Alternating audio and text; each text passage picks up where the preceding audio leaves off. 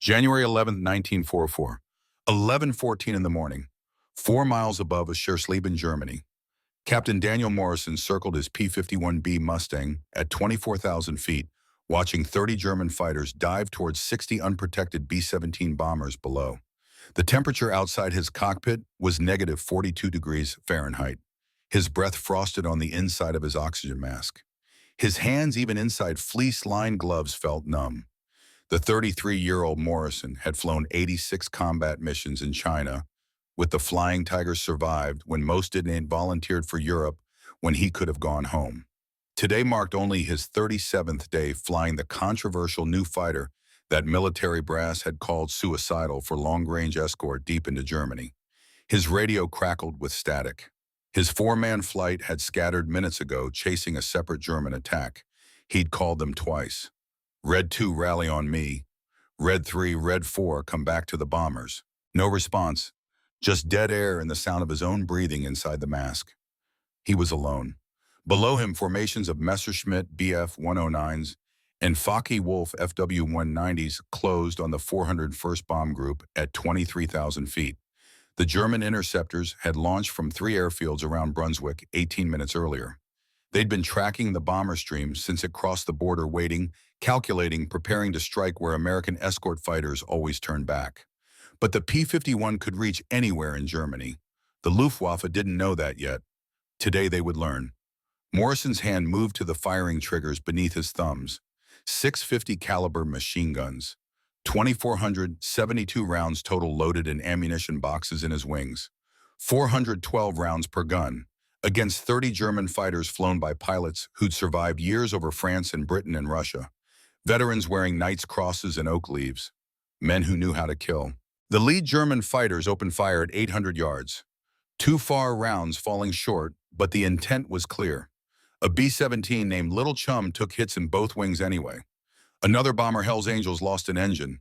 Black smoke poured from its number 3 nacelle. The formation tightened but couldn't evade. 60 bombers flying straight and level at 190 miles per hour. Sitting ducks. Without fighter escort, 60 bombers carrying 600 airmen would face the full weight of Luftwaffe interceptors for the next 37 minutes until they reached friendly airspace at the German border. 37 minutes. Morrison did the mathematics automatically. 600 men, 10 men per bomber, someone's son on every aircraft, someone's husband, someone's father. 600 families who might receive telegrams tomorrow saying their loved one wasn't coming home. Morrison pushed the stick forward and dove. Freeze frame. The moment before one pilot changes everything. The moment before courage becomes legend. The moment before impossible becomes possible. Let's go back to where this impossible courage was forged. October 2nd, 1942, Kunming, China. 16 months before that frozen moment over Germany. 2,000 miles and a lifetime away. Captain Daniel Morrison stood beside a burning P-40 Warhawk, watching medics cover his wingman's body with a canvas tarp. The aircraft had taken anti-aircraft fire during a strafing run on Japanese positions near Hengyang. Fuel tank punctured. Fire immediate and catastrophic. The pilot had tried to bail out at 300 feet altitude. Parachute never opened. Impact killed him instantly, but Morrison kept seeing him fall. Kept seeing the white parachute that deployed too late. Kept seeing the moment his best friend died because Morrison had called that strafing run. Lieutenant Marcus Webb, 24 years old. From Sacramento, California. Morrison's wingman for 8 months. Best friend for 6. The man who'd saved Morrison's life twice over China. Once over Rangoon when a Zero got on Morrison's tail and Webb shot it off. Once in a bar fight in Kunming when local gangs tried to rob American pilots and Webb broke 3 men's noses defending Morrison. Gone. Because Morrison had said the anti-aircraft positions looked light. Because Morrison had been confident. Because Morrison had been wrong. The American volunteer group, the Flying Tigers, had operated in China from 1941 to 1942, defending supply routes from Japanese air attacks. Officially disbanded July 1942, most pilots absorbed into Army Air Force China Air Task Force. Morrison stayed, kept flying, kept fighting, couldn't go home yet. Not with Webb's ghost following him, not with that debt unpaid. The night before Webb died, they'd sat in their shared quarters drinking bootleg Chinese whiskey that tasted like kerosene mixed with regret. Webb talked about his fiancée Sarah back in Sacramento, showed Morrison the ring he'd bought in Kunming's market, gold band with a small jade stone, Chinese craftsmanship, beautiful work. He was going to propose when he got home. Already had the letter written, just needed to survive long enough to mail it. Morrison had said the words easily, meaninglessly. "I'll make sure you get home to her." Webb had laughed, the sound echoing in the small room. "And who's going to make sure you get home, Duke? You got nobody waiting, no girl, no family. What are you fighting for?" Morrison hadn't had an answer that night. He flew because it was what he did, what he was good at, the only thing that made sense in a world gone completely mad. He had a father he hadn't spoken to in 5 years, a mother who died when he was 12, no siblings, no sweetheart writing letters, just the aircraft and the mission and the fight. Webb had made Morrison promise something that night. "If something happens to me, you look after the squadron. You don't let them die for stupid reasons. You bring them home. Promise me that matters more than the kills. Promise me the men matter more than the mission." Morrison had promised. Easy words. Cheap promises given late at night over bad whiskey. 24 hours later, Webb was dead and the promise became debt, became weight, became the thing that woke Morrison up at night in sweat-soaked sheets, seeing parachutes that opened too late. Morrison kept flying, finished 86 combat missions in China by June 1943, confirmed 7 Japanese aircraft destroyed, probable 4 more, shot down twice himself, walked away both times with minor injuries and major luck, earned reputation as aggressive, skilled, slightly reckless, the kind of pilot who'd dive into fights that more cautious men avoided, the kind of pilot who brought his wingmen home because he remembered Webb's words. The men matter more than the mission. Other Flying Tigers went home when their tours ended, collected their bonuses, kissed their girls, started normal lives. Morrison volunteered for Europe. New theater, new war. Different enemy, but same fight. Same tyranny needing to be stopped. Same men needing someone to bring them home. Maybe a way to stop seeing Webb's face every time he closed his eyes. Maybe a way to pay the debt. Maybe just the only thing Morrison knew how to do anymore. November 1943, Morrison arrived England, assigned to 354th Fighter Group based at RAF Boxted, Essex. The squadron was brand new, equipped with the brand new P-51B Mustang. Everything untested, everything experimental, everything uncertain. The first time Morrison saw the P-51, his immediate thought was, "This beautiful machine is going to get me killed." The fighter was stunning in its lines, sleek fuselage tapering to a point, graceful wings with laminar flow design. Built for speed with its British Rolls-Royce Merlin engine producing over 1,400 horsepower. Fast, agile, gorgeous. But it looked fragile compared to the P-40 Warhawk Morrison had flown in China or the heavily armored P-47 Thunderbolt most groups flew in Europe. Thin fuselage barely wider than the pilot's shoulders. Light construction trading armor for speed. Single engine instead of the P-38's twins. No margin for error. No second chances. The mechanics at Boxted called it the Pioneer Mustang, testing a fighter in combat that had barely been tested at all. Some pilots called it a suicide mission. The brass called it an experiment. Morrison called it a chance to make the promise to Webb mean something. The controversy over the P-51B had reached crisis levels by December 1943. Military leadership questioned whether long-range escort was even possible. Fighter doctrine written by men who'd never faced modern air combat said fighters needed heavy armor, multiple engines, overwhelming firepower. The P-51 had none of these. Single engine, light armor, 6 guns versus the P-47's 8. Its range was theoretical, unproven. Engine reliability unknown in extended combat deep into Germany. Fuel consumption uncertain. The statistics were brutal and undeniable. Between August and October 1943, 8th Air Force had lost 180 bombers in just 3 missions without fighter protection past the German border. The fighters couldn't escort deep enough. Their range ended at the border. The Luftwaffe knew this. They waited. They struck where American fighters couldn't reach. October 14th became known as Black Thursday. 60 B-17 Flying Fortresses shot down in a single day. 600 airmen lost. Some killed instantly when their aircraft exploded. some dying slowly and burning bombers spiraling toward Earth, some surviving the jump only to be captured and sent to prison camps. The losses were unsustainable. The 8th Air Force nearly suspended daylight bombing entirely, nearly admitted the whole strategy had failed. Then came December 5th.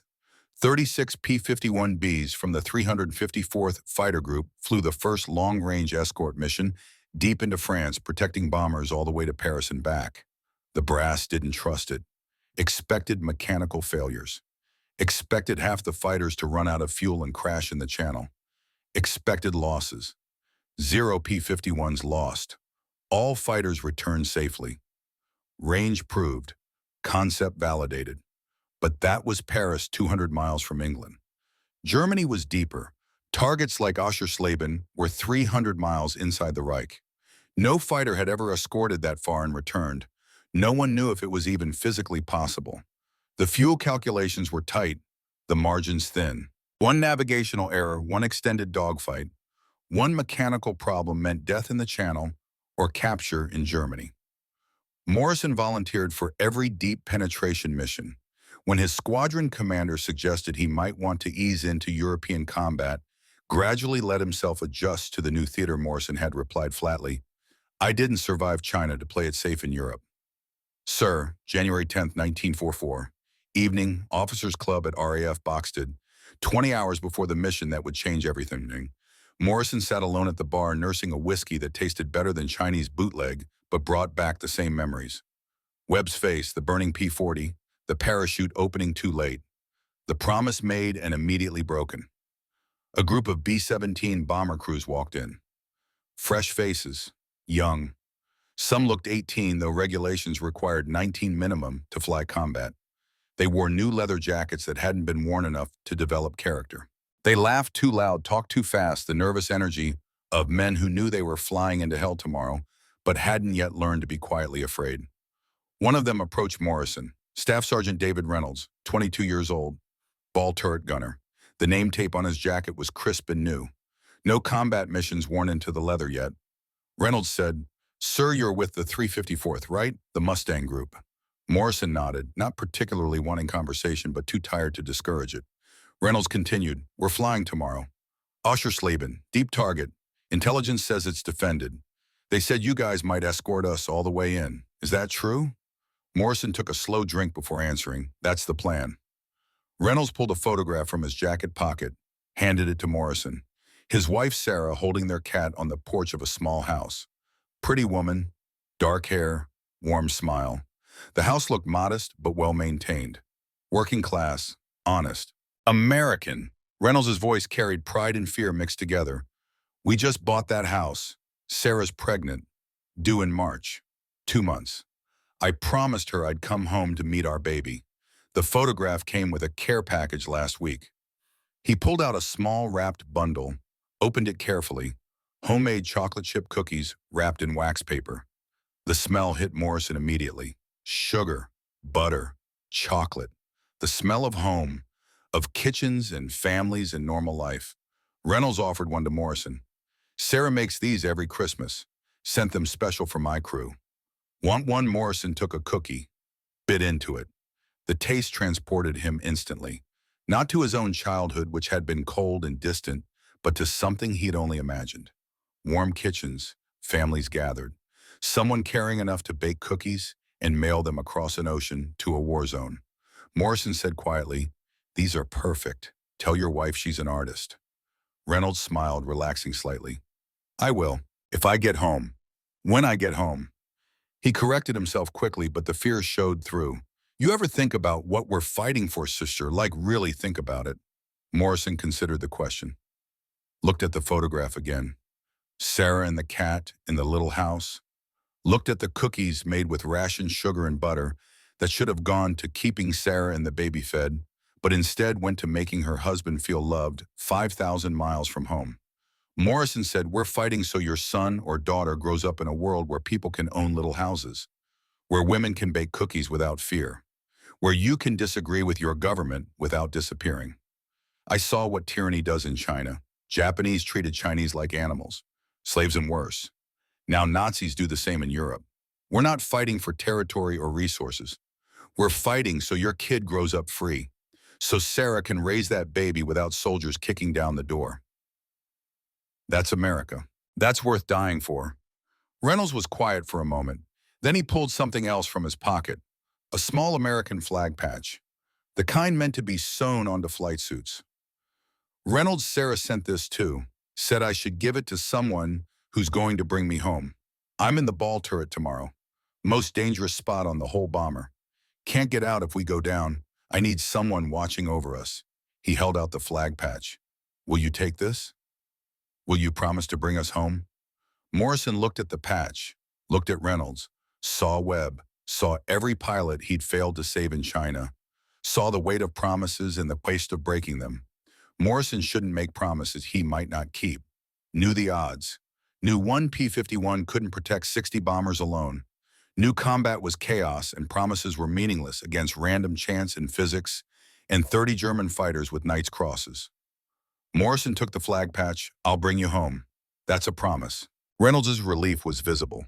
Physical. His shoulders relaxed. He smiled genuinely for the first time. Thank you, sir. I'll be watching from the ball turret. Most dangerous position, but best view. I'll see everything. Morrison pocketed the flag patch next to the note from Webb he still carried. 2 promises, 1 broken, 1 not yet tested. Reynolds returned to his crew. Morrison ordered another whiskey. Around him, the officers' club filled with noise. Someone started a portable record player. Glenn Miller's Moonlight Serenade filled the room. Sweet, nostalgic, distinctly American. The sound of home filtered through static and worn grooves. Men gathered around the record player. Some sang along quietly. Some just listened with expressions of longing and memory. This music, this terrible coffee they served at breakfast, this camaraderie between men who might die tomorrow. This was America, not the abstract concept, the real thing, the thing worth fighting for. Morrison finished his drink, went back to his quarters, tried to sleep, failed. At 0200 hours he got up, walked to the flight line, checked his P-51 aircraft number 436315 in the cold darkness, ran his hand along the fuselage, cold metal under his palm. This machine and him against 30 German fighters tomorrow. The mathematics didn't favor survival, but mathematics didn't account for promises, didn't account for 600 men who needed to go home, didn't account for Sarah Reynolds waiting in Ohio with a baby due in March. January 11th, 0600 hours. Mission briefing. Intelligence officer pointed at the map with a wooden stick.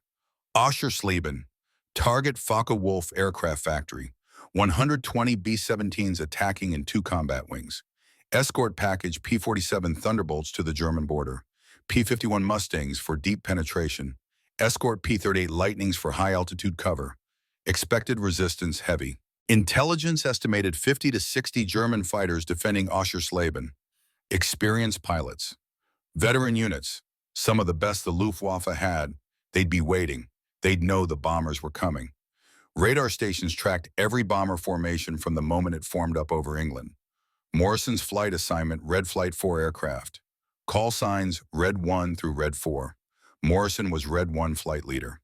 Standard doctrine, stay close to bombers, protect the formation, engage only when necessary to prevent attack on bombers. Do not pursue, do not get separated. The briefing officer emphasized this last point. Gentlemen, the bombers are the mission, not kills, not glory. The mission is bringing those bombers home. Stay together. Stay with the bombers. Come home. Morrison studied the map. 300 miles to target, 300 miles back, 600 miles total at cruise speed, 4 hours of flying. Absolute maximum range for P-51, even with 2 external drop tanks holding 75 gallons each.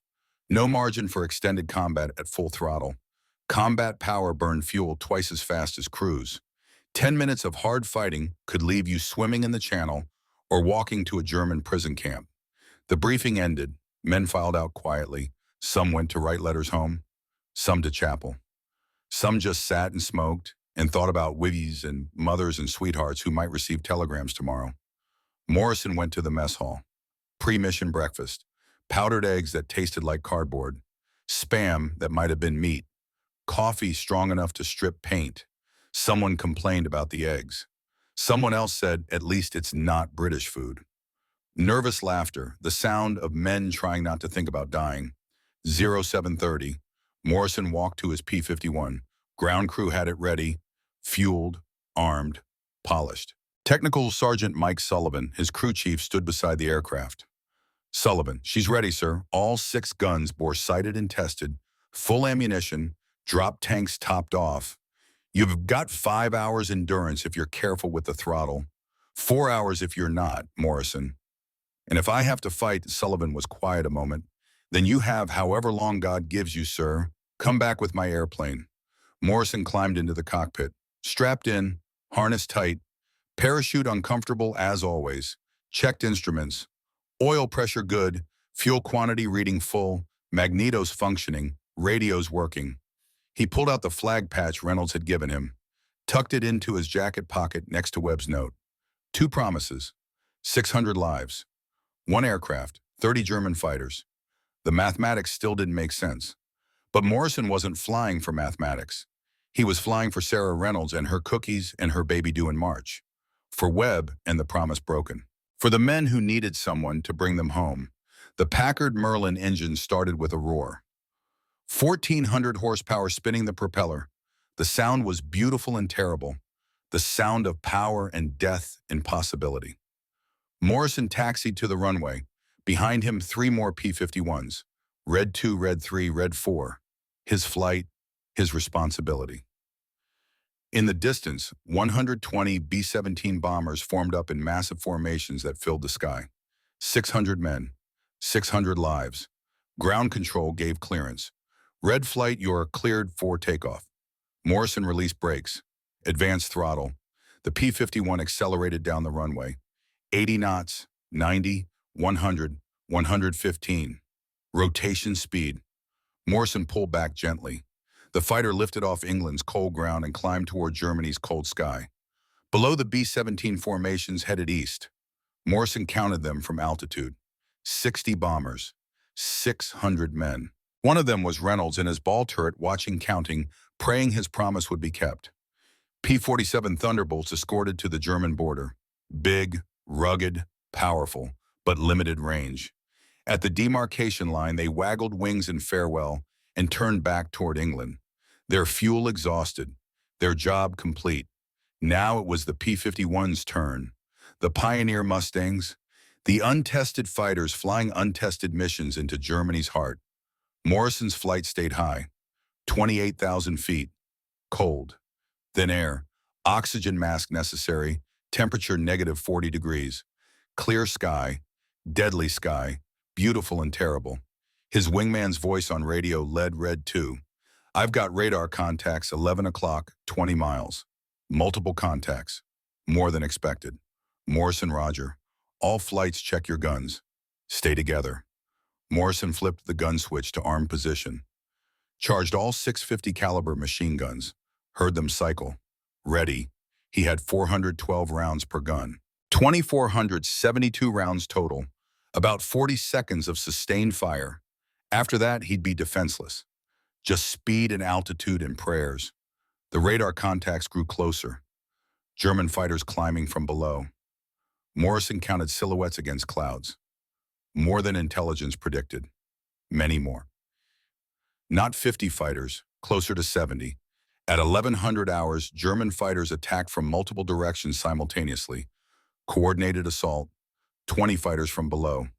15 from the side. 10 from above. Perfect execution.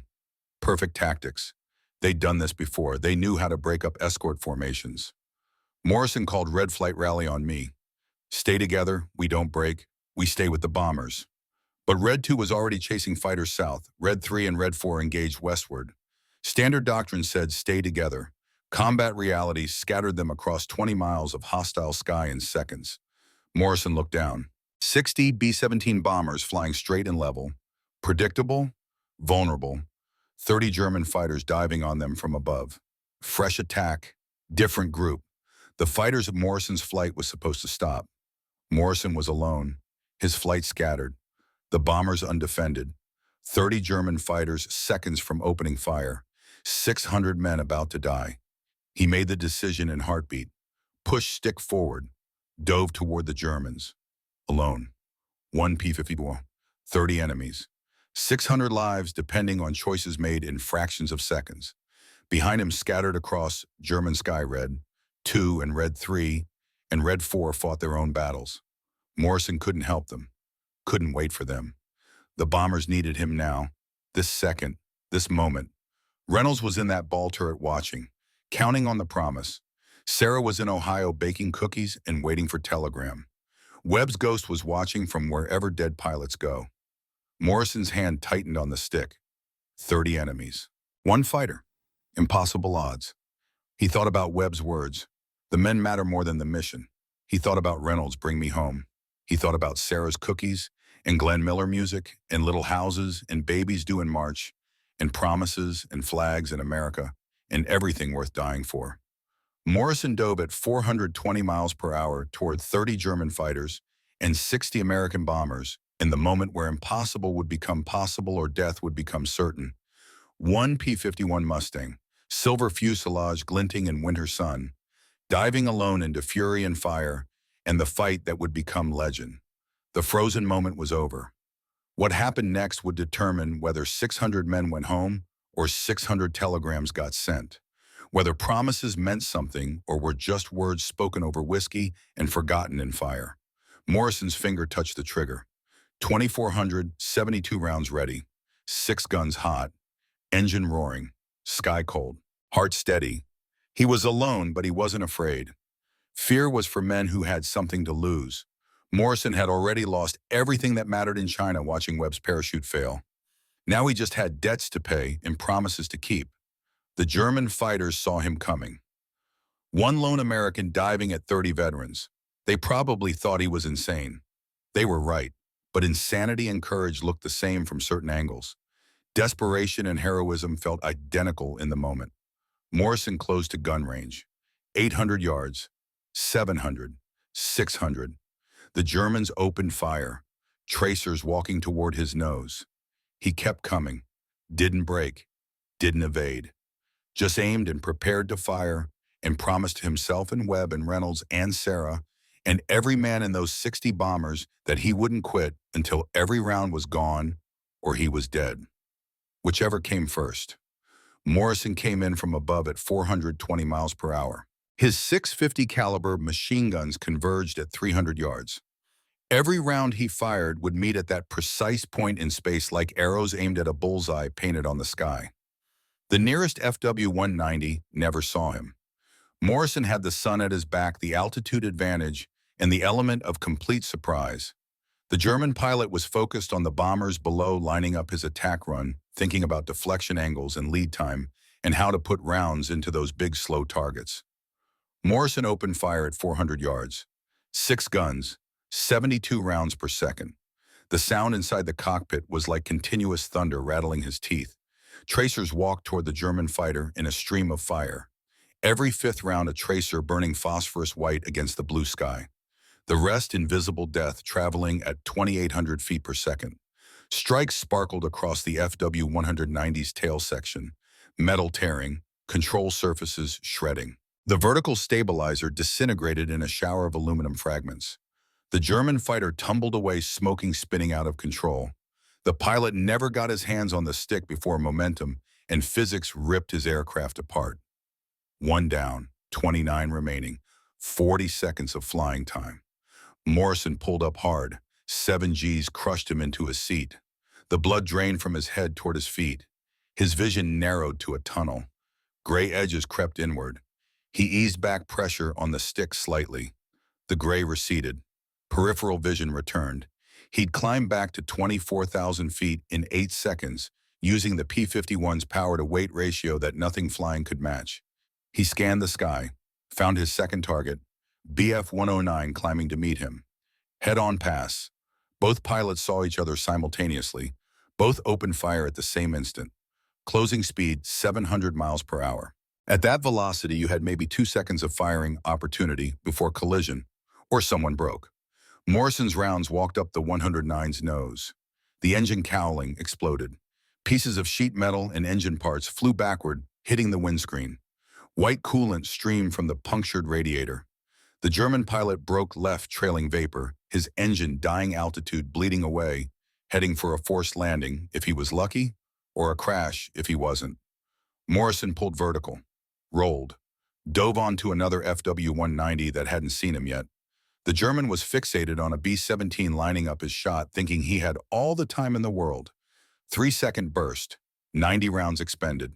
The 190's right wing folded at the root where it met the fuselage. Structural failure. Physics. The fighter spun away like a maple seed falling from a tree. 3 confirmed kills, less than a minute, 27 still attacking. Morrison's ammunition counter showed 2,290 rounds remaining. Inside the bomber formation, Staff Sergeant David Reynolds crouched in his ball turret beneath the B-17 Lucky Strike. The plexiglass sphere gave him 360-degree visibility.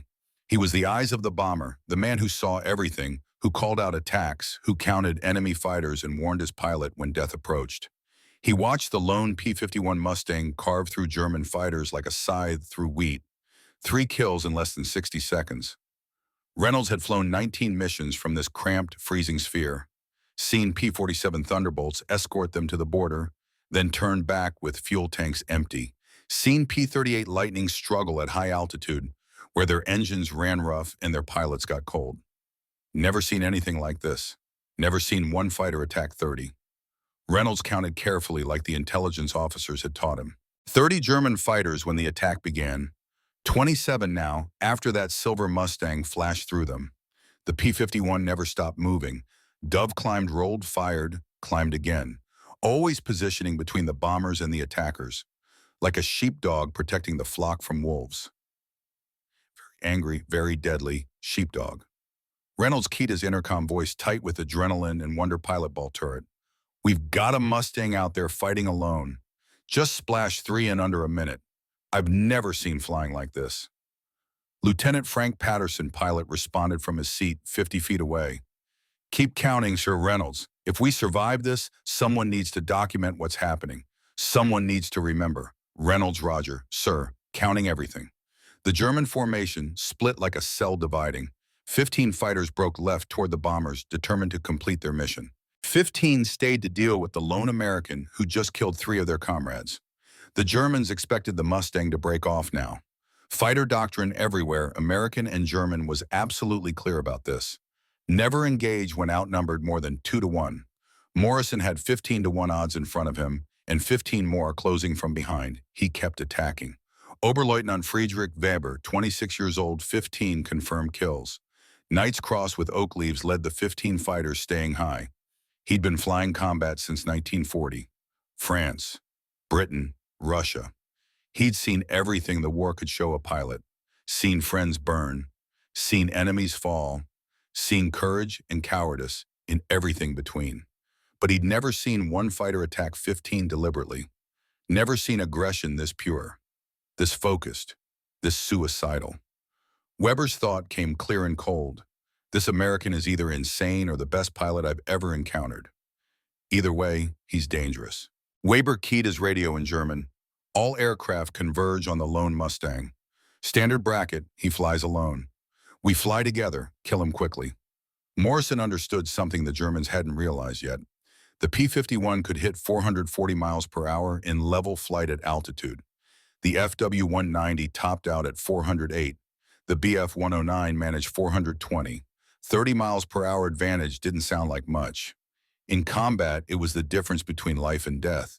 Morrison could dive attack, extend away faster than they could follow, climb back up using excess energy from the dive repeat.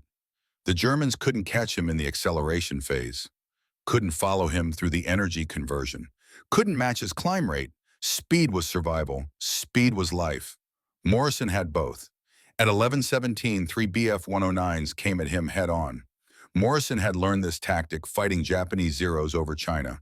Head-on attacks tested nerve. First pilot to break lost the advantage. First pilot to flinch died. Morrison didn't flinch. He opened fire at 600 yards. Long range, low probability, but necessary to force a decision. His tracers walked toward the lead 109. The Germans saw the streams of fire converging on his nose, saw death approaching at combined closure rate of 1,400 feet per second. He broke first. Dove left. Reigning and survival instinct overriding courage. Morrison climbed over the other two, rolled inverted, came down on their tails like a hawk stooping on pigeons. 2-second burst on the trailing 109. 60 rounds, engine fire. Orange flames streaming. The pilot bailed out immediately. White parachute blossoming at 23,000 feet. Another German pilot out of the war heading for prison camp or rescue depending on where he landed. 4 confirmed kills. 1,830 rounds remaining. 26 German fighters still operational. The Luftwaffe pilots were learning, adjusting. These weren't novices. Several wore Knight's Crosses earned over years of combat. They'd survived the Battle of Britain when so many died. Survived the Russian front where the sky was meat grinder and statistics. They studied Morrison's patterns with the cold, analytical minds of men who'd lived this long by learning fast. Weber watched from above. The American attacked from altitude advantage, targeted formation leaders to create chaos, extended away using superior speed when pressured. Classic boom and zoom tactics. Predictable if you knew what to watch for. Countered by patience and numbers. Weber keyed his radio. He dives from the sun, set the trap. 4 aircraft high as bait. 4 aircraft low and hidden. When he commits to the high formation, the low formation climbs into his escape route. Box him. End this. At 11:28:8, FW-190 split into 2 4-ship formations exactly as Weber planned. One stayed high at 25,000 feet, visible tempting. One dropped low out of sight below the bombers at 18,000, invisible patient waiting. Morrison saw the high formation, saw the trap being set, knew exactly what they were doing, took the bait anyway because the alternative was letting them attack the bombers unopposed. He came down on the high 4 at 60-degree angle, airspeed building past 480 miles per hour. The P-51's dive speed was limited by compressibility effects around Mach 0.75. The air got thick. The controls got heavy. The stick fought his inputs. He was pushing every limit the aircraft had. Engineering and physics and chance all balanced on a knife edge at 24,000 feet.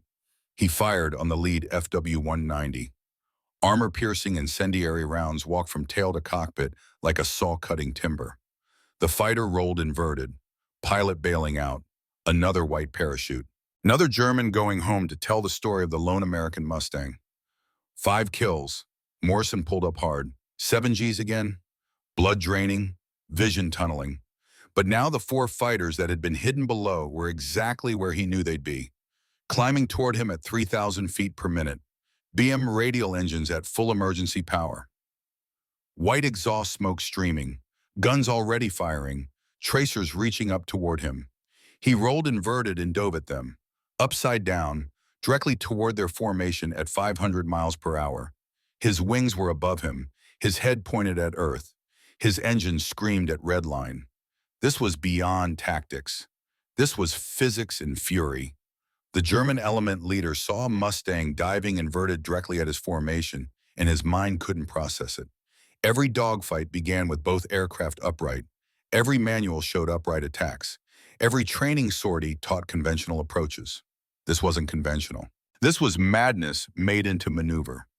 Weber's voice on the radio shocked. He's inverted. He's diving at them inverted. What is he doing? The German formation broke, scattered. Survival instinct overriding discipline. 4 fighters fleeing in 4 directions from the insane American who flew upside down into their teeth. Morrison rolled upright, lined up on the trailing 190 that had broken slowest. 3-second burst. The tail section disintegrated. Control surfaces gone. The fighter entered flat spin, unrecoverable. The pilot tried to bail, but the spin forces pinned him in the cockpit, going down with his aircraft. 30 seconds from impact. Dead already, just waiting for ground to confirm it. 6 confirmed kills. 1,740 rounds remaining. 24 German fighters still operational. Reynolds watched from his ball turret, counting, documenting, hardly believing his own eyes. 6 kills. 10 minutes. 1 pilot. He keyed his intercom, "Sir, that Mustang's at 6 kills confirmed." "I'm counting everything. This is unprecedented." Patterson, keep counting. Reynolds. "This is history." Reynolds thought about Sarah, about the baby due in March, about the promise the Mustang pilot had made. That pilot was keeping his promise. dying to keep it. Reynolds whispered into his oxygen mask where no one could hear, "Keep going. Please keep going. Just 20 more minutes. Get us to the border and you can rest." At 11:33, Morrison's ammunition counter hit 1,600 rounds. He'd burned through 872 rounds in 12 minutes of continuous combat. The Germans were forcing him into longer engagements, making him expend more rounds per kill. The mathematics were clear. At this rate, he'd run out of ammunition before running out of targets. Worse, his right outboard gun stopped firing. The bolt seized. At -42 degrees Fahrenheit at altitude, combined with rapid temperature changes during high-speed maneuvers, the gun had cycled too fast, overheated to 300 degrees during sustained firing, then hit -42-degree air in seconds. Metal contracted. Tolerances tightened. The bolt froze mid-cycle. Physics and engineering conspiring against him. 5 working guns, 24 German fighters, 1,600 rounds. The mathematics got worse with every minute. Standard procedure was break off when guns malfunctioned. Return to base, land, repair, try again tomorrow. Morrison looked down at 60 bombers, looked at the German fighters reforming for another attack, looked at his fuel gauge showing 58 gallons remaining. Enough to get home if he left now, not enough if he stayed much longer. He stayed. Weber tried the bracket trap again, this time with better discipline, tighter coordination. 12 fighters high, 12 low. When Morrison attacked the high formation, the low formation wouldn't climb early and give away the trap. They'd wait until he was committed, unable to reverse, then spring up behind him and end this. Morrison attacked the high formation exactly as Weber predicted. Came in fast, guns blazing, splashed one FW-190 in a quick burst, 7 kills, pulled up expecting the bracket, nothing. The sky was empty above him. They'd learned, changed the timing. Then he saw them, the low formation, not climbing into his escape route ahead of him, climbing behind him, into his tail. He'd walked into the trap differently than expected. The Germans had evolved their tactics as fast as he'd evolved his. 12 fighters on his tail, all firing. The sky filled with tracers, streams of phosphorus fire converging on his aircraft from multiple angles. One round punched through his left horizontal stabilizer, leaving a hole the size of a fist. Another clipped his right aileron, tearing metal. The P-51 shuddered. Control got mushy. The stick felt loose. Damage to the flight controls. Not fatal, but getting worse. Morrison shoved stick forward. Dove for cloud deck at 15,000 feet. The Germans followed. Inside the clouds, Morrison pulled throttle back. Slowed from 400 to 200 knots. Rolled inverted. Counted 5 seconds. Rolled upright. Pulled up hard. Broke back out above clouds 2,000 feet behind where he'd entered. The Germans had overshot. Classic reversal. Webb had taught him that over China 3 years ago. If faster enemy chases you into clouds, slow down in Maya, they'll overshoot thinking you're still running. You reverse and you're on their tails. Simple physics. Simple tactics. Deadly effective. Morrison picked the last fighter in the string, FW-190, just realizing the trap had reversed. 2-second burst. 60 rounds. The canopy blew off. Plexiglass fragments spinning away. Pilot slumped forward against his harness. Dead or unconscious. Fighter entering slow spiral toward Earth. 8 confirmed kills. 1,480 rounds remaining. His left wing gun stopped firing. 2 guns down, 4 working. The cold was killing his weapons faster than Germans were killing his chances. At this rate, he'd have 0 functional guns within 15 minutes. Then he'd be defenseless. Then all the speed and altitude in the world wouldn't matter. Morrison climbed back to 24,000 feet. His fuel gauge warning light flickered amber. 58 gallons. He'd been at combat power for 18 minutes. Fuel consumption at combat power was 2.1 gallons per minute. Simple mathematics. He had maybe 27 minutes of combat power remaining. After that, he'd be forced to reduce power or run out of fuel and glide down to become prisoner or corpse. The bombers were still 19 minutes from safety. The German border was 19 minutes away at their current speed of 190 miles per hour. Morrison had to hold for 19 minutes with decreasing ammunition, decreasing guns, decreasing fuel, and increasing damage to his aircraft. Reynolds kept counting from his ball turret. 8 confirmed kills, multiple others damaged, 18 minutes continuous combat. The Mustang pilot hadn't stopped, hadn't run, hadn't quit despite odds that should have killed him 10 times already. Patterson's voice on intercom: "Reynolds, that pilot promised to bring us home. He's dying to keep that promise. Count everything. This story needs to be told." Reynolds: "Already counting, sir. 8 confirmed. He's still fighting, still attacking. I don't know how he's still alive." The German fighters regrouped. 22 aircraft. Weber was furious. 8 of his pilots dead or captured. 8 aircraft destroyed. 1 American still fighting. Unacceptable. Impossible. Yet happening. Weber keyed radio: "All aircraft line abreast formation. All 22. We attack together. Overwhelm him with numbers. No more tactics, just mass and firepower. Kill him now." At 11:37, the remaining Germans formed line abreast. 22 fighters stretched across 2 miles of sky. When they opened fire, it would create a wall of lead half a mile wide, traveling at 2,800 feet per second. No evasion possible. No escape route. Either fly through it or die trying. Morrison turned toward them. 4 working guns, 1,480 rounds, 58 gallons fuel, 22 German fighters in formation that looked like photographs from training manuals. Perfect, deadly, beautiful and terrible. The range closed like countdown to detonation. 1,000 yards, 900, 800. Morrison's hands were numb inside his gloves. His oxygen mask felt loose. Each breath came harder. Hypoxia creeping in at altitude, vision narrowing, fingers tingling. He shook his head, focused. 19 more minutes. Just 19 more minutes, and the bombers reached safety. Just 19 more minutes, and Reynolds went home to Sarah and the baby. Just 19 more minutes, and the promise was kept. The Germans opened fire at 700 yards. Too early, rounds falling short. Desperation or inexperience making them trigger happy. Morrison waited. 600 yards. 500.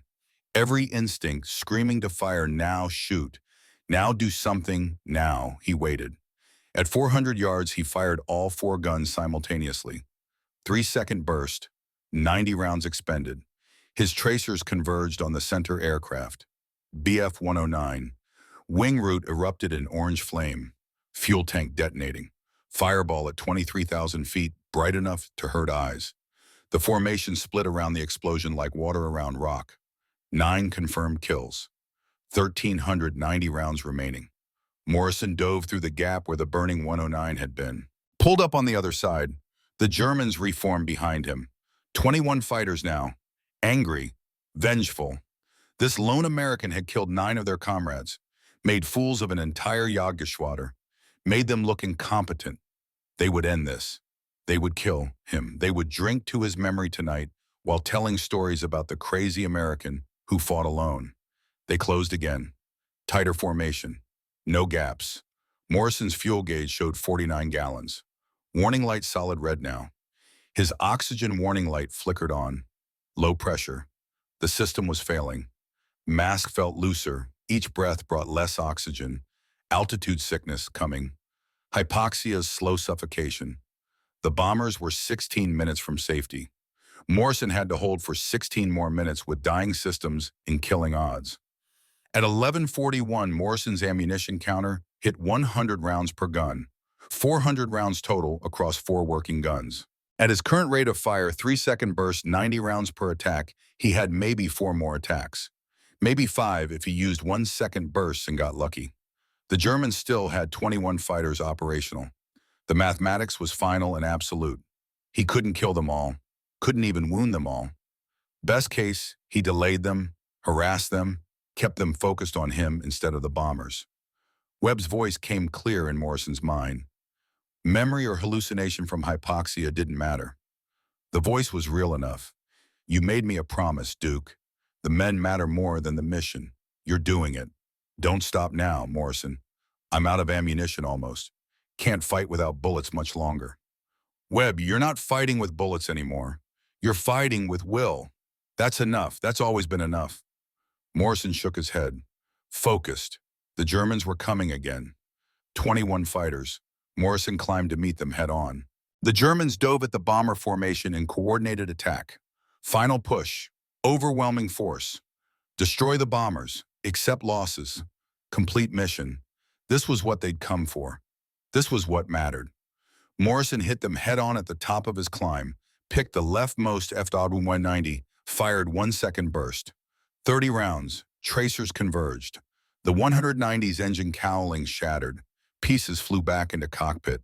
Fighter rolled away trailing black smoke and possibly dead pilot.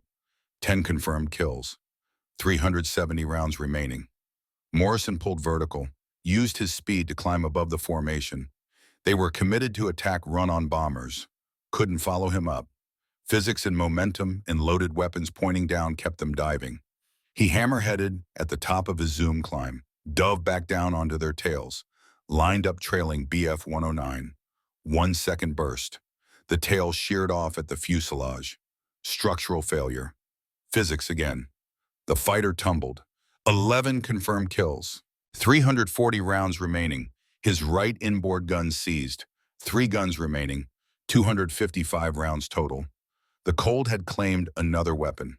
Temperature and physics and engineering limits all conspiring. At 11:44, Morrison fired his last rounds. All 255. 4-second burst. Everything remaining. Saw strikes on a F-290's cowling. Fighter broke away smoking. Might be 12 kills, might not. Hard to tell through smoke and distance. Then click, click, click. Empty chambers. 0 rounds remaining. Winchester. Out of ammunition. Defenseless except for speed and altitude and fury. Morrison kept attacking. No guns. No ammunition. Just speed and fury and a promise made to a ball turret gunner named Reynolds, who had a wife named Sarah and a baby due in March, and a little house in Ohio with cookies baked from rationed sugar. Morrison dove at the nearest BF-109. The German pilot saw him coming, saw the Mustang's guns weren't firing. No muzzle flashes, no tracer streams, no sound of 50s hammering. The German held his course, expected Morrison to break off. Standard doctrine. Winchester fighters returned to base immediately, always, without exception. Morrison didn't break. He lined up on the 109's tail, close to 50 feet. The German could see Morrison's propeller in his mirror now, see the spinner inches from his rudder, feel the psychological pressure of someone insane enough to attack without weapons. The German broke first, dove away, survival instinct overriding training. Morrison followed through the break, stayed on his tail through 2 full rolling scissors. The German pilot was good, experienced, but Morrison was fighting with something beyond skill now, fighting with pure will, with promises and debt and the weight of Webb's ghost watching. After 40 seconds of pure maneuvering, the German disengaged, dove for the deck, gave up. One enemy neutralized without firing a shot. Oberleutnant Friedrich Weber watched from above, disbelieving. The American had no ammunition, had to be Winchester after that sustained combat. Yet he kept attacking, kept forcing German pilots to break, kept them focused on him instead of the bombers. Weber's thought came clear and cold. This is not tactics. This is will made into weapon. This American fights like no one I have encountered. He has earned something today. Respect, honor, the right to survive if God grants it. At 11:46, Weber made a decision. He keyed his radio in German. All fighters split attack. 8 stay high to engage the Mustang. 13 dive for the bombers. If the American wants to fight, let him. But we complete our mission. We sink those bombers. Morrison saw the split. Had to choose. Fight the 8 or save the bombers from the 13. Couldn't do both. Not without ammunition. Not without fuel. Not without functioning weapons. He turned toward the 13 diving fighters. Left the 8 behind. Chose the bombers over his own survival. Chose keeping the promise over, living through the day. Morrison caught them at 19,000 feet. Came in from their 7 o'clock high. Lined up on the leader. Didn't fire because he couldn't. The German leader saw him coming. Saw the Mustang. No tracers, no gunfire. But broke anyway, thinking it was trap. Thinking other Mustangs were hiding in the sun. Thinking American doctrine required mutual support and this lone fighter was bait. There were no other Mustangs. Just Morrison.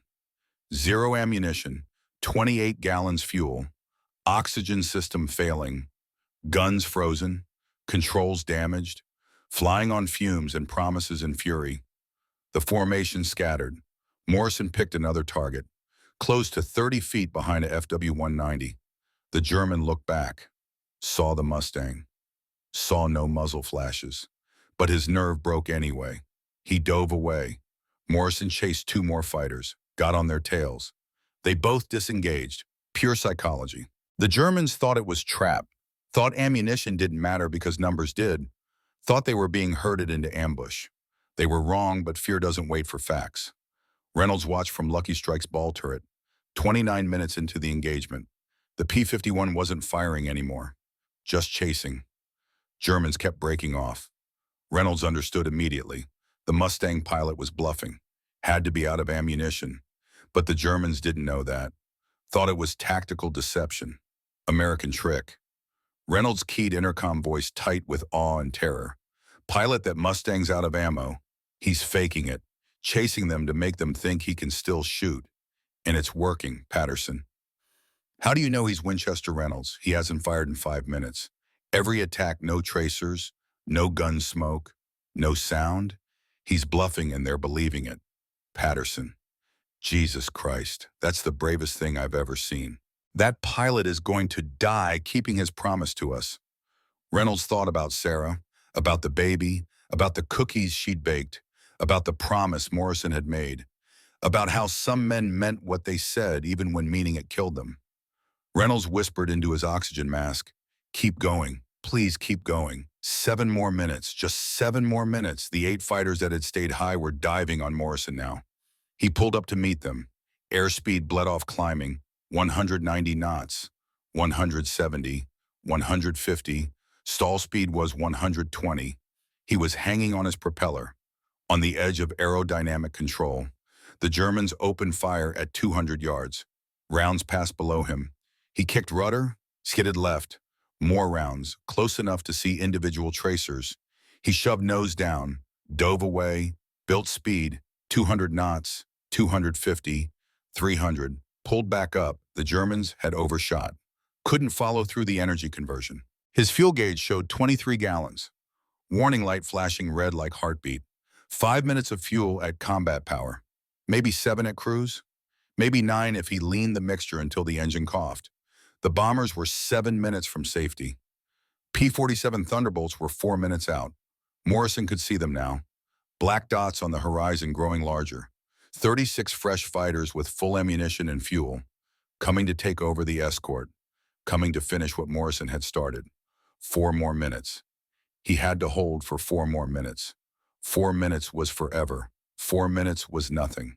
4 minutes was the difference between 600 men going home or 600 telegrams being sent. At 11:47, 33 minutes after it began, Weber called off the attack. His voice on German radio was tired, resigned, respectful in ways he didn't expect to feel. All fighters break off. Return to base. The American reinforcements are too close. We have lost this battle. This sky belongs to the lone Mustang today. We honor his courage by living to fight smarter tomorrow. 21 German fighters turned east, headed back to Brunswick airfields. They'd lost 12 aircraft confirmed, maybe 2 more probables, against 1 American pilot, 1 aircraft. Impossible odds overcome by impossible will. Weber's last thought before turning for home: "I have wife Greta waiting in Hamburg. I will see her again because the American chose to protect his bombers instead of pursuing us. He could have killed me.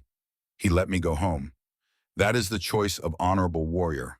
I will not forget this American. Someday, if God allows, I will shake his hand." Morrison watched them go. His engine coughed, fuel pressure dropping. He adjusted mixture, leaned it out to emergency setting. The engine smoothed, barely. He turned west, followed the bombers toward home. The P-47 Thunderbolts formed up around the B-17s.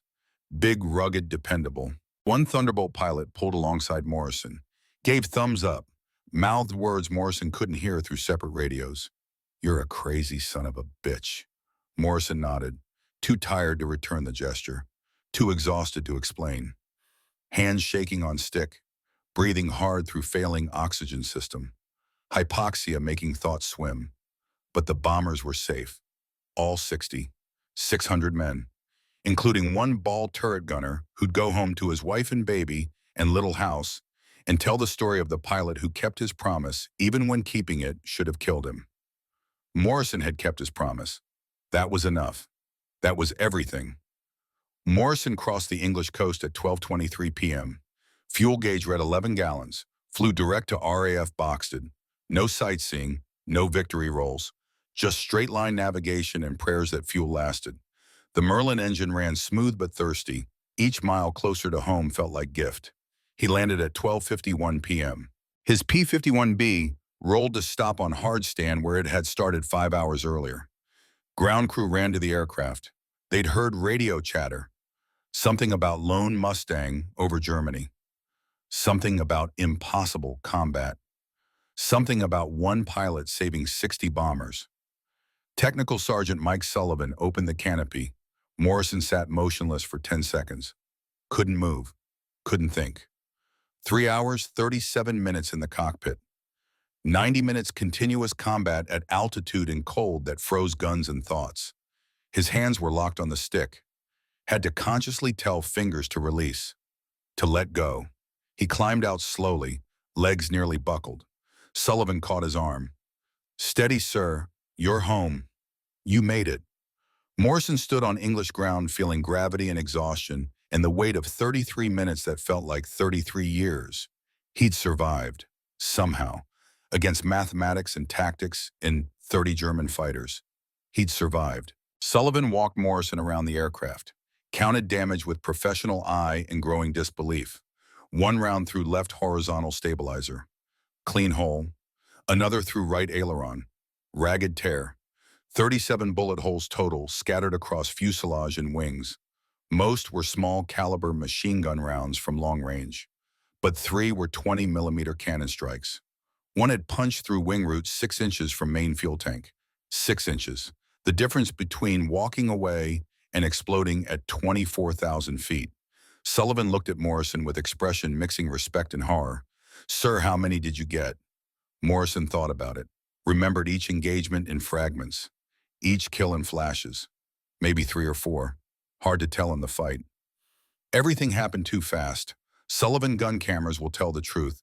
We'll develop the film tonight. But Sir Radio Chatter says you fought alone for over 30 minutes. Says you saved the whole formation. Says you kept fighting after ammunition ran out. Is that true? Morrison was too tired to answer. Just nodded. Started walking toward debriefing. Each step hurt. Each breath hurt. Being alive hurt. But 600 men were alive too. That made the pain worthwhile. The 401st Bomb Group landed at Dinathorpe Base at 13:37 hours. Every aircraft returned. 60 B-17s, 0 losses. Unprecedented for deep penetration mission into Germany. Usually they lost 3 to 5 bombers minimum, sometimes 10, sometimes 20 on bad days when Germans were waiting and escorts turned back early. Today, 0 losses. 600 men climbing out of aircraft. 600 men who'd fly again tomorrow or next week. 600 men who'd eventually go home when the war ended. Lieutenant Frank Patterson climbed out of Lucky Strike. His ball turret gunner, Staff Sergeant David Reynolds, emerged from beneath the aircraft, legs shaky from 3 hours in cramped sphere, but alive, unhurt. Home. Reynolds found intelligence officer immediately, had to tell someone, had to document what he'd witnessed. Told about the lone Mustang, 30-plus minutes of combat. One fighter defending 60 bombers. Counted at least 12 kills confirmed. Maybe more. Fought without ammunition at the end, using pure aggression to scatter attacks. The intelligence officer didn't believe it. Checked with other crews. Same story. 18 different bomber crews all reported identical thing. One P-51, call sign unknown, pilot unknown, fighting alone for over half an hour, attacking even after guns went silent, saving the entire formation through impossible courage. 8th Air Force launched investigation immediately, checked mission logs, reviewed radar tracks, interviewed pilots. Only one P-51 from 354th Fighter Group had remained with bombers that long. Aircraft number 436315. Pilot Captain Daniel Morrison. Flight records confirmed he'd landed with 11 gallons fuel. Gun camera footage being processed. January 12th, one day after mission. Gun camera footage developed overnight. Intelligence officers watched in silent operations room. The film showed everything. 12 confirmed kills visible on camera. Clear footage. No ambiguity. Head-on passes. Deflection shots. Vertical reversals. Extended combat against overwhelming odds. Then the gun stopping. Morrison attacking anyway. Germans breaking. Formation scattering. The bluff working. But more than kills, the film showed something else. Something harder to quantify. Morrison attacking after his gun stopped firing. Chasing German fighters with empty chambers. Using pure aggression and aircraft position to force enemy to break. Making them think ammunition didn't matter because determination did. The Germans didn't know he was Winchester. Morrison had bluffed for 7 minutes. Made them afraid. Made them question, made them retreat when numbers said they should have pressed. January 13th. Staff Sergeant David Reynolds received pass to RAF Boxted. He'd requested it specifically. Had to find the pilot who'd saved him. Intelligence had identified the aircraft and pilot. Captain Daniel Morrison, 356th Fighter Squadron, 54th Fighter Group. The man who'd made a promise 2 nights ago in Officers Club over cookies and flag patches and photographs of pregnant wives. Reynolds found Morrison alone in the squadron ready room reading a letter. Morrison looked up when Reynolds entered. Saw the ball turret gunner, remembered the photograph, the promise, the cookies.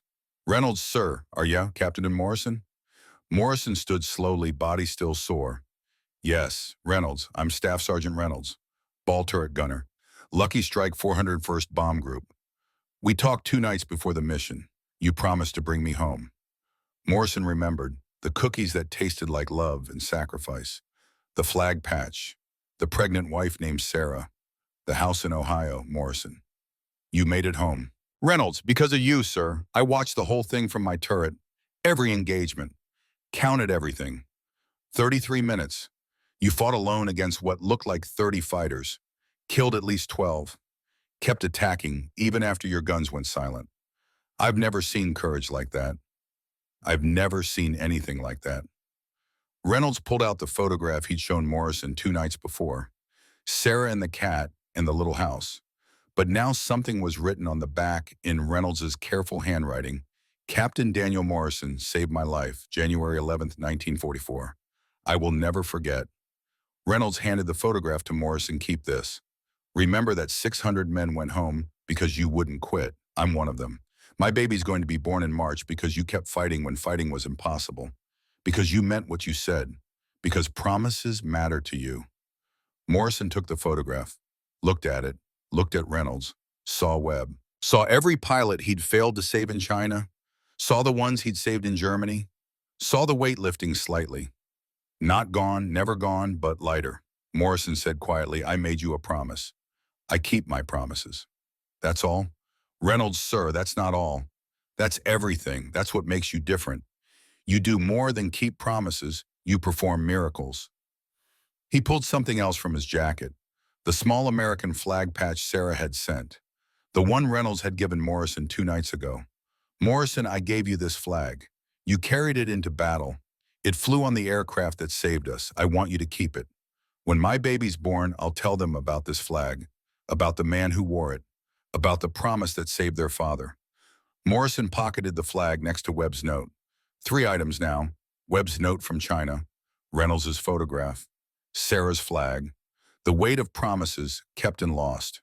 January 18th, 7 days after mission. More crews from 401st traveled to RAF Boxted. They found Morrison, shook his hand, thanked him with words that couldn't capture what they felt. Some cried, grown men, combat veterans who'd seen friends die, crying while shaking the hand of the pilot who'd kept them alive. Patterson told Morrison, my crew watched you fight. We couldn't believe it.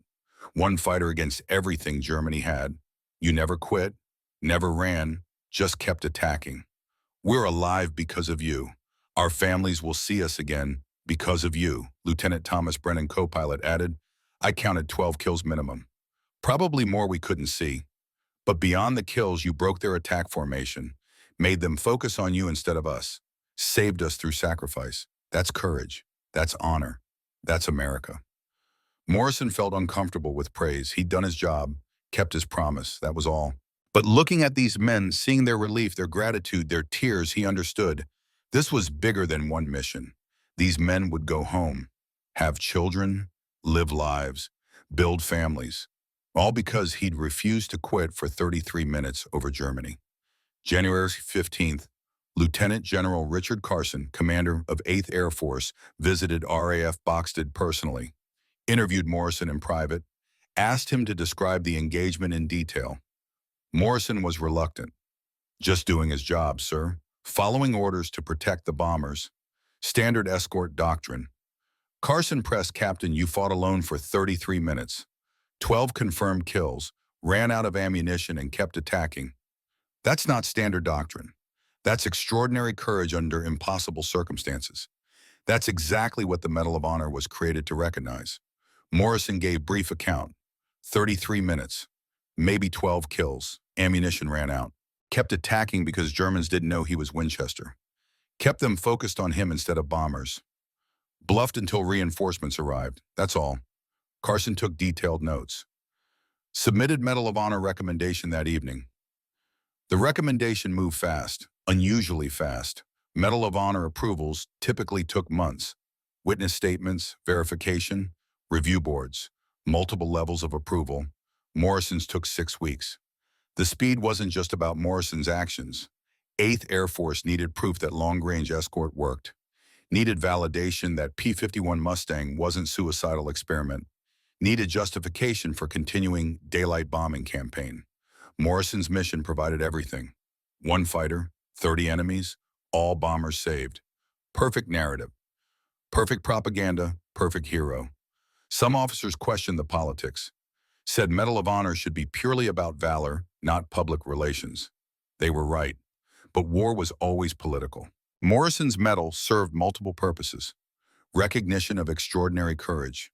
Validation of controversial aircraft. Proof that tactical doctrine worked. All true simultaneously. Morrison didn't care about politics. Wanted the medal for what it represented to Reynolds and Patterson and 600 men who'd gone home. Wanted Webb to know the debt was paid. Wanted the weight to lift. March 6, 1944. Brigadier General William Foster presented Captain Daniel Morrison with Medal of Honor at RAF Boxted. The entire 354th Fighter Group assembled. Press photographers present. Newsreel cameras rolling. This was ceremony and propaganda equally. Recognition and recruitment poster. The citation read, "For conspicuous gallantry and intrepidity above and beyond the call of duty in action with the enemy near Oschersleben, Germany on 11 January 1944. Captain Morrison became separated from his flight while escorting heavy bombers deep into Germany. Without regard for his own safety, he single-handedly engaged a formation of 30 enemy fighters for 33 minutes, destroying 12 and dispersing the remainder, thereby protecting the bomber formation from catastrophic losses. His extraordinary heroism and selfless devotion to duty reflect the highest credit upon himself and the United States Army Air Forces. Morrison became the only fighter pilot in European theater to receive Medal of Honor during World War II. Not because he shot down 12 aircraft, because he defended 60 bombers alone, because he kept fighting when ammunition ran out, because 600 airmen went home to their families. The mission changed fighter doctrine permanently. Before January 11th, fighters stayed close to bombers, defensive escort. After Morrison's mission, fighters were authorized to pursue attackers aggressively. Hunt the enemy, take the fight to them. The 354th Fighter Group proved P-51 could fight and win at any odds. Within 3 months, 14 of 15 8th Air Force fighter groups converted to Mustangs. March 15, 1944, Reynolds returned to RAF Boxted with news. His wife Sarah had given birth March 11th. Healthy baby boy, 8 pounds 4 ounces. Named Daniel Marcus Reynolds. Daniel after Morrison. Marcus after his own father. But Daniel first, always Daniel first. Reynolds found Morrison. "Sir, my son was born 4 days ago. I named him Daniel, after you. So he'll always know the man who made sure his father came home. So he'll grow up hearing the story.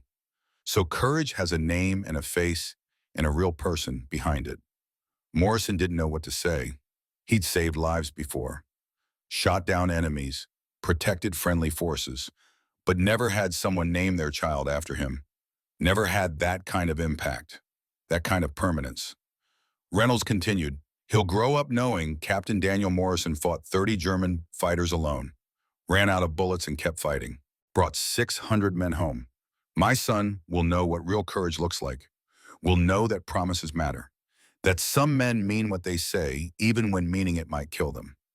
Morrison thought about Webb, about the promise made in China, about the debt paid in Germany, about legacy and memory, and what survives when we die. Morrison, make sure your son knows courage isn't absence of fear. It's being afraid and doing it anyway. Make sure he knows promises matter more than life sometimes. Make sure he knows you don't leave your people. You fight for those who can't fight for themselves. That's what America means. Reynolds, I'll make sure he knows, sir, I promise. Morrison flew 26 more combat missions after Oschersleben, shot down 6 more German aircraft. Total kills 18 confirmed, but he was never alone again. Fighter Command changed escort procedures. No more solo operations. No more individual heroics. Flights stayed together. Mutual support always. Morrison agreed with the policy. What he'd done January 11th was necessary, not repeatable. You couldn't build doctrine around one pilot surviving impossible odds through luck and will. You built doctrine around what worked reliably. The Pioneer Mustangs continued operations until May 8, 1945. VE Day. Final tally, 701 aerial victories. More than any other American fighter group in European theater. 42 pilots became aces, but they paid the price. 128 P-51s lost in combat. 60 pilots killed or missing. 54 captured. Behind every victory, a statistic was blood and sacrifice. Morrison knew every name, every pilot killed, every aircraft lost. Squadron commander by 1945, their deaths were his responsibility, added to Webb's ghost, added to the weight he carried until he died. Morrison returned to United States November 1944. Combat tour complete, Medal of Honor, Distinguished Flying Cross, Air Medal with clusters, Silver Star. He'd earned the right to rest. The Navy offered him position as test pilot. He accepted. Flew jets, tested carrier operations, helped develop fighter tactics for Korea. Stayed in uniform because civilian life was foreign language he'd never learned. He never married, never had children of his own. Some said he was married to flying. Others said Webb's ghost left no room for living woman. Truth was, Morrison just didn't know how to be anything except pilot and warrior. Flying was all he knew, all he was good at anymore. Reynolds completed 25 missions by April 1944. Survived them all. Went home to Ohio, to Sarah, to baby Daniel, to the little house where cookies were baked from love and rationed sugar. He told the story every year on January 11th, anniversary, the day Captain Morrison saved 600 men. The day courage meant attacking without bullets. The day one man changed everything. Young Daniel grew up hearing the story, became Air Force pilot himself, flew F-4 Phantoms in Vietnam, made colonel, retired 1991. When people asked about his name, he told his father's story. Captain Daniel Morrison, January 11, 1944, 1 P-51, 30 enemies. Promise kept. 3 generations connected by one mission, one promise, one impossible act of courage. October 12, 1962. Oshkosh Air Show, Wisconsin, 18 years after the war. Morrison attended as guest of honor, walked past restored P-51 on display, silver fuselage, red tail. Not his aircraft, but same model, same spirit. A man approached. Late 40s, German accent. Oberleutnant Friedrich Weber, former Luftwaffe pilot, now Lufthansa captain. He'd seen Morrison's name in air show program, recognized it immediately. The American who'd fought alone over Oschersleben, the pilot he'd failed to kill, the warrior he'd respected across enemy lines. Weber in German accented English. Captain Morrison, I was there. January 11th, 1944. I led the attack you broke. I have waited 18 years to shake your hand. Morrison studied him. Saw former enemy, saw fellow pilot, saw man who'd also survived when many didn't. Morrison, you're the one who called the retreat Weber. You gave me no choice. 12 of my comrades dead. You fought with honor, with skill beyond anything I encountered. That day I learned American pilots were not the easy targets our propaganda promised. That day I learned respect for enemy, respect for you. They shook hands. Old enemies, new respect. The handshake was firm, honest. Two warriors who tried to kill each other, now acknowledging shared experience. Weber pulled photograph from wallet. His children, 3 kids. Happy faces. I'm alive to have these because you focus on protecting your bombers instead of pursuing retreating fighters. You could have killed me. You let me go home to wife Greta, to children I didn't have yet. You chose mercy when vengeance was available. That is choice of honorable warrior. Morrison, you made the right call. Courage is knowing when to fight and when to save your men. You saved lives by retreating. That takes courage too, Weber. In war, we were enemies. In peace, we are pilots, brothers of sky. I wanted you to know. You were best opponent I ever faced. I'm honored to have survived you. They talked for an hour, compared memories of the battle, filled gaps in each other's understanding. Weber described German perspective. Confusion when Morrison attacked without ammunition. Decision to retreat when P-47s approached. Morrison described fuel crisis, gun failures, oxygen system failure, bluffing when Winchester. They parted as friends, former enemies, current brothers. War had tried to make them kill each other. Peace let them recognize shared humanity. Morrison retired Brigadier General 1966. 30 years service. Rare for fighter pilot. Most washed out or died or retired as majors or colonels. Morrison kept climbing because he was excellent at it. Because Air Force needed him. Because he had nowhere else to go. Awards accumulated over decades. Legion of Merit, Distinguished Service Medal, foreign decorations, French Croix de Guerre, British Distinguished Flying Cross. But Medal of Honor remained most significant, not for what it meant to Morrison, for what it meant to 600 men and their families. Morrison never talked about January 11th unless asked directly. When reporters asked, he gave short answers. Did my job, followed orders, protected the bombers, nothing special. Others said it was false modesty. Morrison knew it was survival mechanism. If he thought too hard about odds, he'd beaten about how close he'd come to dying, he couldn't function. Better to minimize, to treat it as routine, to pretend impossible was just another day. March 18, 1990, Morrison died age 84. Heart failure. Died peacefully in sleep at home in Florida. No combat, no heroics, just old age claiming another warrior. His funeral drew hundreds, fellow pilots, test pilots, students, veterans from 354th Fighter Group, and special guest Daniel Marcus Reynolds, age 51, the boy named after Morrison who'd become colonel, who'd flown his own war, who'd earned his own medals. Reynolds gave eulogy. Captain Morrison promised my father he'd bring him home. He kept that promise at point that should have killed him. Today we promise to remember him, to honor his courage, to pass his story to our children, to make sure his example survives when memory fades, to make sure the word promise still means something because men like Daniel Morrison showed us it matters. Morrison was buried with full military honors, 21-gun salute, flag folded and presented to distant cousin. Taps played. Old pilots saluted as casket lowered. Webb's grave was in Arlington. Morrison's was in Florida, separated in death as in life. But Morrison believed hope that somewhere beyond death they'd meet again. Webb would ask, "Did you keep the promise?" Morrison would answer everyone. Today the National Museum displays Morrison's P-51, restored, silver fuselage, red tail, aircraft number 436315. Beside it, Morrison's photograph. Young, intense. Medal of Honor citation. Mission summary, January 11, 1944. 1 fighter, 30 enemies, 12 confirmed kills, 600 lives saved. School groups visit, children read the display, ask questions. Guide explains, this was most decorated fighter mission in European theater. Only fighter pilot to receive Medal of Honor. Fought alone, 33 minutes. Ran out of ammunition and kept fighting. Children ask, how did he survive? Guide answers, skill, courage, determination, refusal to quit when quitting made sense. That's what heroes do. They keep fighting when fighting seems impossible.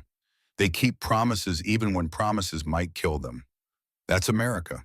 That's what this flag means. Every fighter pilot trains on Morrison's mission.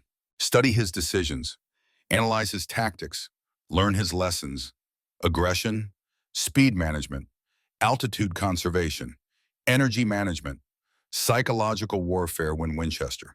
The lessons Morrison proved January 11th, 1944 still apply. Technology changes, fundamentals don't. Air Force Academy includes Morrison's mission and curriculum. Every cadet learns a story. 1 P-51. 30 enemies, promise kept. Standard of excellence. Measure of courage. Example to follow. Daniel Marcus Reynolds died 2015, age 71. Before dying, he recorded video interview about his name, about his father, about Captain Morrison, about promises and courage and legacy. The video preserved, available to anyone wanting to understand what courage looked like that day. Reynolds' grandson, David Reynolds III, flies F-35s now, carries card in his flight suit. Captain Daniel Morrison, January 11th, 1944. Reminder of legacy, reminder that promises matter. Reminder that one pilot's courage echoes across generations, across 80 years, across every mission flown by every pilot who learned the lesson. You don't leave your people. You fight for those who can't fight for themselves. That's what the uniform means. Combat statistics from January 11th, 1944 tell part of the story. Duration 33 minutes. Enemy aircraft engaged 30. Enemy aircraft destroyed 12 confirmed. Ammunition expended 100%. Fuel remaining 11 gallons. Bombers lost 0. Lives saved 600. But numbers don't show courage. Don't show the fear Morrison felt. The exhaustion, the oxygen deprivation, the frozen guns, the impossible odds. The moment he decided dying was acceptable if it meant keeping his promise to Reynolds. Numbers don't show Webb's ghost, don't show Sarah's cookies, don't show baby Daniel, don't show flag patches and photographs in little houses in Ohio.